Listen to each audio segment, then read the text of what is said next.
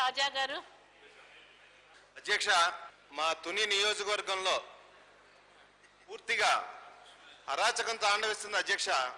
గౌరవ ఆర్థిక మంత్రి గారి సోదరుడు పూర్తిగా తుని నియోజకవర్గాన్ని భ్రష్టు పట్టిస్తూ తీవ్ర అరాచకం చేస్తున్నారు.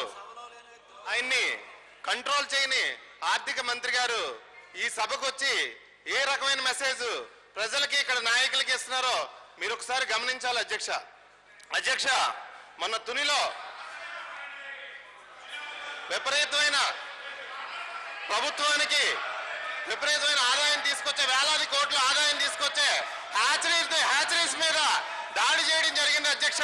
ఎందుకంటే వీళ్ళ మీ దగ్గర డబ్బులు ఉన్నాయి, మాకు డబ్బులు పంపించండి, ఎందుకంటే మా అన్నయ్య గారి మంత్రి మీ దగ్గర ఉన్న డబ్బులు మాకు ఇచ్చేయండి అంటే ఇవ్వనందుకు ఆ హ్యాచరీల మీద దాడి చేసి తీవ్రంగా ఆ హ్యాచరీల్ని నష్టం చేయడం జరిగింది.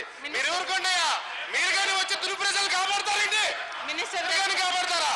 కనీసం పోలీసులు ఎటువంటి యాక్షన్ తీసుకోకుండా పోలీసులు మౌనంగా ఉంటూ స్టేషన్ కి పరిమితం అయిపోతున్నారు అధ్యక్ష. తుని నియోజకవర్గంలో ఇంత అరాజకం రాష్ట్రంలో ఇప్పటి వరకు ఎప్పుడూ జరిగి ఉండదు. ఎందుకంటే తుల్లో అంత అరాజకం చేసి ఇక్కడికి వచ్చి పెద్ద మనిషి ఇక్కడ ఉన్న శాసనసభ్యులకు నీతి చెప్పడం ఎంతవరకు సమంజసం అధ్యక్ష? సోదరుణ్ణి కంట్రోల్లో పెట్టుకోలేని ఈ